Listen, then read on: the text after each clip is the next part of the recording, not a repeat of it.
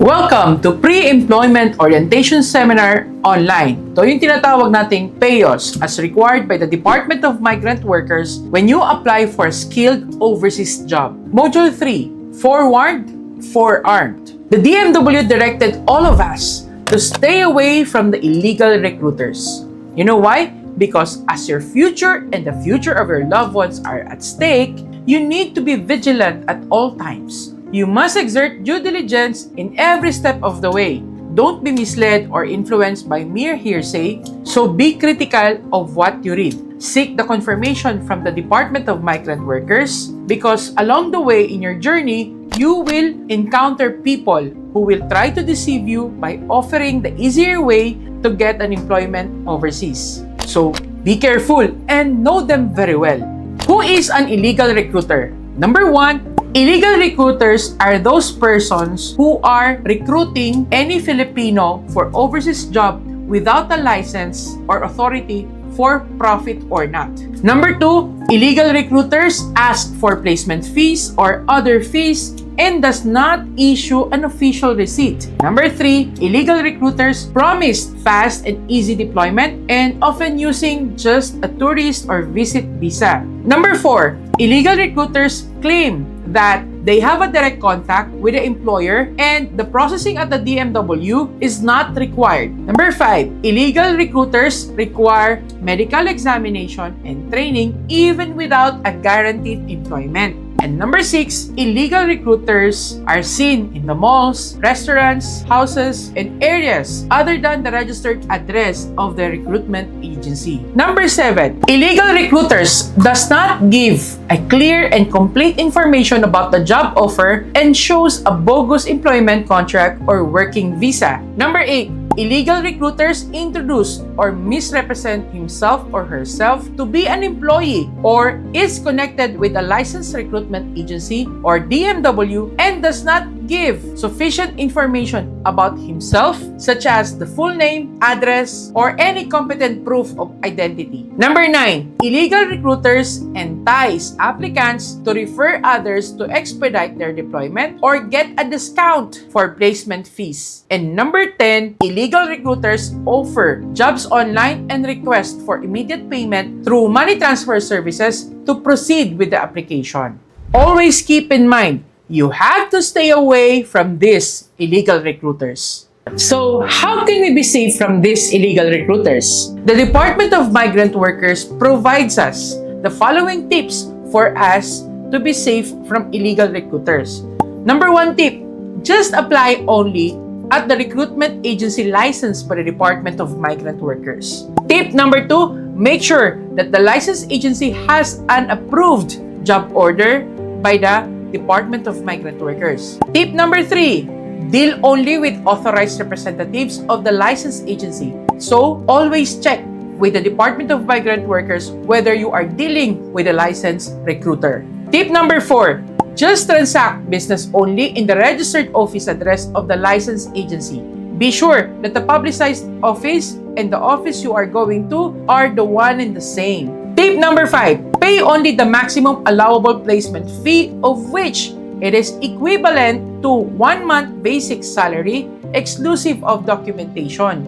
But collection of placement fees from seafarers and domestic workers is prohibited. Countries like United Kingdom, Ireland, Norway, the Netherlands, Japan, and the provinces of Canada, Manitoba, Saskatchewan, Alberta, and British Columbia do not also allow collection of placement fees. Tip number 6, pay the placement fee after signing the employment contract and always demand for the official receipt. Tip number 7, be wary of attractive job offers through the internet that require you to remit immediately payment for intended visa, airfare, and cost of processing. Tip number 8, be wary of the ads or brochures requiring you to reply to a post office or PO box and to enclose payment for application forms and processing of papers. Tip number 9, when offered a tourist or visit visa to work abroad, turn it down. A legal job offer means a visa or work permit will be issued to you. Tip number 10, deal directly with government offices. So you have to avoid the fixers. For you to be updated, always visit the website of the Department of Migrant Workers and its Facebook accounts. Illegal recruiters think they're clever, but you know better. Another way to keep yourself safe, know the modus operandi of the illegal recruiters. So, here are some tactics they use to mislead and extract hard-earned money from the job applicants. First modus, tourist scheme. Workers leave the country as tourists, but they are actually leaving for employment abroad. Often, this scheme is resorted to in order to supply manpower requirements of blacklisted and notorious foreign employers. At other times, this scheme is used to skirt official procedures through the facilitation of an authorized person, just like going through an escort with the immigration. Second scheme is the escort services or the hatid. Workers are escorted at the airport by any person or seaport and allowed to leave the country even without the required travel documents. They do not undergo the usual departure formalities for departing OFWs such as the Labor Assistance Center or LAC validation and immigration screening. Their exit is usually facilitated by airport personnel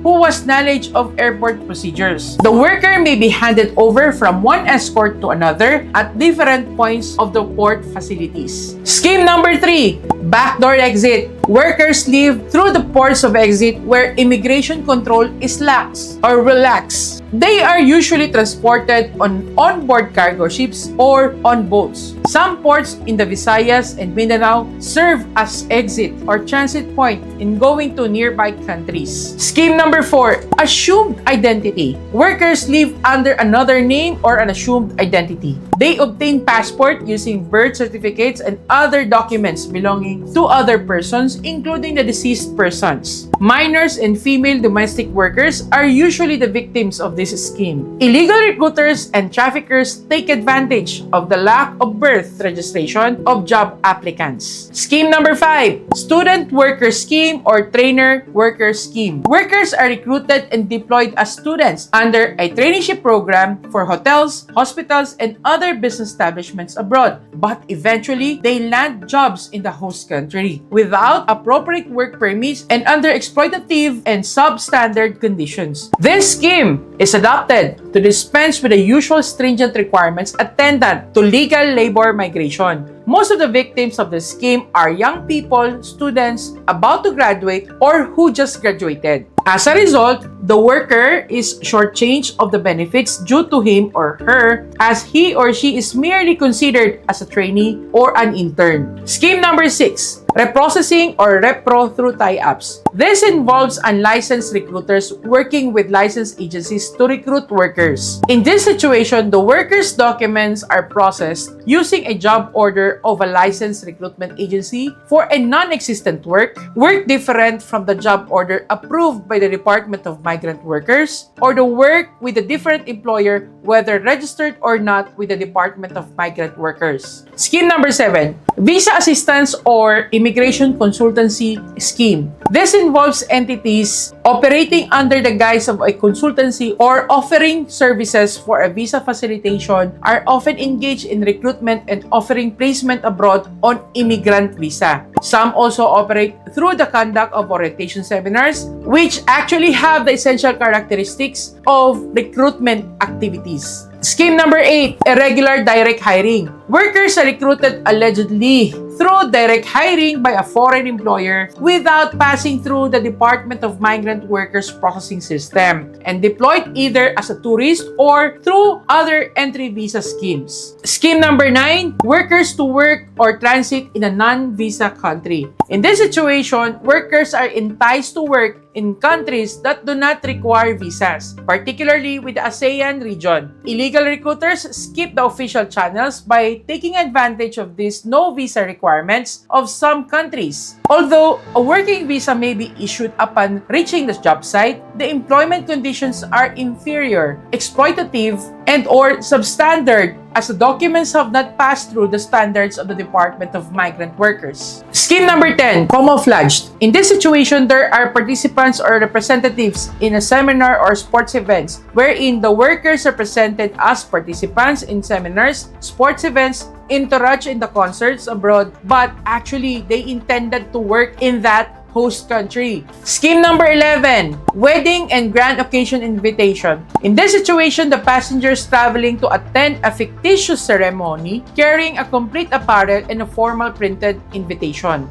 Scheme number 12, religious pilgrimage. Usually, the supposed workers will travel as a group and present credentials of their religious affiliation supposedly to go for a pilgrimage. But in the end, they have the purpose of working upon reaching the destination. Scheme number 13, educational tours. In this situation, the victims recruited will travel in a group or of 2 or more as students. The recruiter will prepare the documents to be presented at the airport that include school credentials to prove that they are students. Scheme number 14, mail order bride. In this situation, marriage is arranged by brokers between Filipino women and foreigners. The Filipino wife ends up as a domestic helper to her husband and his family under exploitative conditions. Scheme number 15, blind ads. In this situation, advertisements for overseas employment published in the dial list do not indicate the name of the recruiter but provide a PO box to which applications may be submitted. In the past, PO box addresses were usually listed by illegal recruiters using fictitious names in order to avoid prosecution. This practice may still be happening in the remote areas or may recur even in the cities. Scheme number 16, by correspondence. In this situation, interested applicants are encouraged to submit the requirements for application through mail together with a seemingly minimal fee. Scheme number 17, detached visa. Workers intending to work in South Korea under E6-2 visa or entertainer visa issued by Korean Embassy misrepresents themselves by traveling either as a tourist or worker to the Middle East but with a connecting flight to an Asian country. This visa is detached from the passport for purposes of departing from the Philippines but attaches the same visa upon reaching the transit. The board's onward flight to Korea, circumventing the DMW requirements for OFWs in destination country. Scheme number 18, NAIA Terminal 3 Open Market. In this situation, recruiters at NAIA Terminal 3 are waiting for offloaded passengers and offering them immediate deployment, bragging their connections with immigration officers. Scheme number 19, Shota system. In this situation, there are 2 persons, a male and a female, having no real relationship with each other. They pose themselves as lovers and tourists on a leisure trip, but they will separate upon reaching their destination. They will go to their final destination, and only one of them will return to the Philippines, but there is a possibility that both of them would not. Scheme number 20, Yaya method. In this situation, a minor child who will travel to see her parent abroad is accompanied by her yaya. The yaya possesses necessary documents, including the required clearance signed by the parent. Afterwards, the child will return to the Philippines accompanied by her parent and the yaya was left behind. Scheme number 21, internet scam. In this situation, there are advertisements and recruitment activities of workers for overseas employment through the internet which are meant to defraud, traffic, or smuggle workers. There are several internet users have complained of having been victimized by bogus websites that require applicants to immediately remit money through money transfer services for intended visa, airfare, and processing fees. Sending appointment letters to applicant workers and asking them to send money to travel agencies to arrange their travel requirements contacted. Use of mobile phone or email as a means to contact the alleged employer or agent scammer without giving any landline, or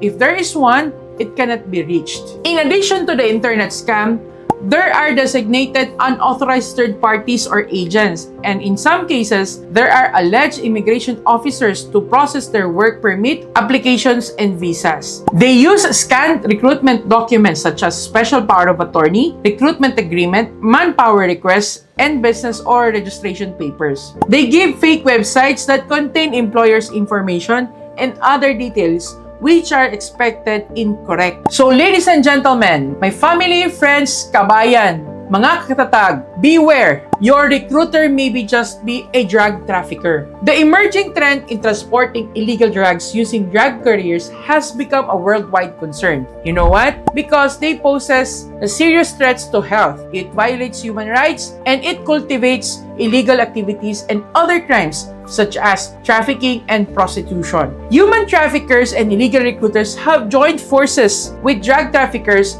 to target prospective OFWs, especially those heading for Association of Asian Nations or ASEAN member states that have no tourist visa pact with the Philippines. These unsuspecting OFWs are being used as drug traffickers or drug couriers, often deceived by their recruiters about their real jobs and the condition of their employment overseas. Now, let's discover what are the modus operandi of drug traffickers. Okay, listen carefully. Couriers are usually recruited by casual acquaintances. They meet in the Philippines or abroad, mostly fellow Filipinos connected with drug syndicates, like the African Drug Syndicate or ADS, offering plane tickets, hotel accommodation, and huge amounts of money.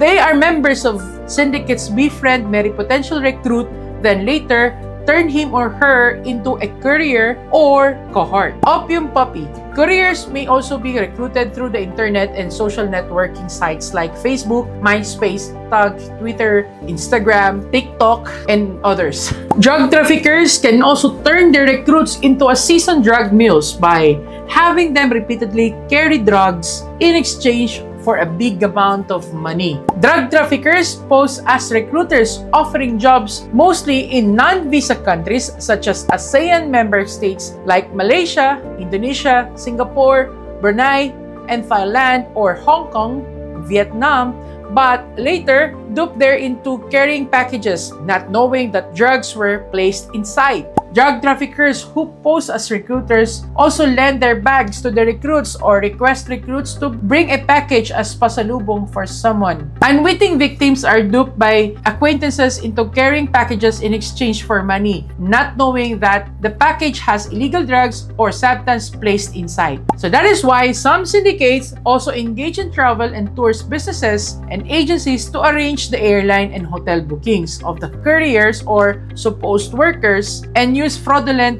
documents or false credit cards. So now the question is, how can you avoid being a drug courier? Ladies and gentlemen, mga katatag, mga kapamilya, you really have to think about your future when going abroad. Always be reminded of these 4 things that you can do in order to avoid being a drug trafficker or drug courier. Number 1, make sure that you are dealing with a licensed recruiter or that you have a contract with a definite employer. Number 2, even if certain countries do not require visas for tourists, a work visa or permit is still required in order to work in these countries. Number 3, be vigilant of the people offering easy money and work abroad, especially when you are unsure of the nature of the job. And lastly, number 4, avoid bringing other people's luggage and packages, especially when you do not know what is contained inside. Do not trust anybody, even acquaintances,